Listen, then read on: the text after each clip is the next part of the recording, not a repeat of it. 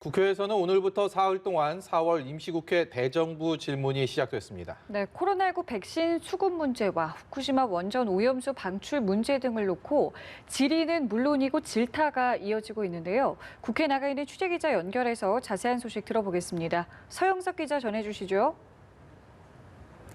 네, 지금 국회에서는 정치, 외교, 통일, 안보 분야에 대한 대정부 질문이 1시간 넘게 진행되고 있습니다. 4.7 재보선이 끝난 이후 처음 진행되는 만큼 여야의 열띤 질의가 이어지고 있는데요. 첫 질문에 나선 민주당 김영호 의원은 박범계 법무부 장관을 상대로 라임 사건과 관련된 검사 룸살롱 접대 의혹을 공수처로 이첩해 수사할 것을 촉구했습니다. 박 장관은 혐의가 드러난 검사들에 대해 법무부 차원의 징계 절차에 들어갔다고 밝혔습니다. 국민의힘 정진석 의원은 우리나라가 백신 후진국으로 전락했다면서 더 이상 국민들이 정부의 말을 믿지 않는다고 꼬집었는데요. 사임한 정세균 국무총리를 대신해 자리한 홍남기 총리 직무대행은 외교적 노력에 총력을 기울이고 있는 정부를 믿어달라며 11월 집단 면역이 이뤄지도록 목표를 세웠고 대외 여건이 어렵지만 최대한 앞당기겠다고 약속했습니다. 이 밖에도 여야는 정의용 외교부 장관을 상대로 일본의 후쿠시마 오염수 방출 결정에 대한 대응을 물으며 국제사회의 공조와 연대를 촉구했습니다. 한편 야당은 대정부 질문에서도 정부를 향해 재보궐선거 결과에 나타난 민의를 엄중하게 받아들여야 한다고 강조했는데요. 홍 직무대행은 정책 변화의 여부에 대해 국민들이 불공정 또는 투기와 같은 부동산 적폐에 분노했지만 정부의 무능과 정책적 오류라고 하기엔 지나치다고 답했습니다. 네, 오늘 아침에 민주당 윤호중 신임 원내대표가 주재하는 첫 번째 비대위 회의가 열렸는데 어떤 말들이 오갔습니까? 네, 민주당 윤호중 비상대책위원장은 오늘 회의에서도 민생과 개혁을 강조했습니다. 오늘 아침 비대위 회의 발언 같이 듣겠습니다.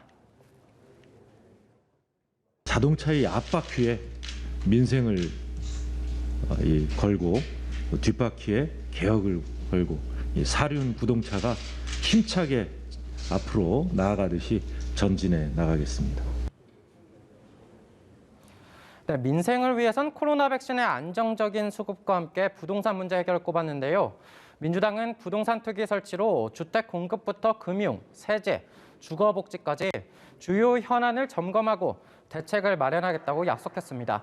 이어 당대표 선출까지 남은 2주를 천금같이 쓰겠다고 강조했는데요. 어제 당대표 예비 경선을 통과한 송영길, 우원식, 홍영표 새 후보는 오늘 광주로 총출동해 당심 구의 경쟁에 나서고 있습니다. 잠시 뒤에는 새 후보의 첫 TV 토론회도 예정돼 있습니다.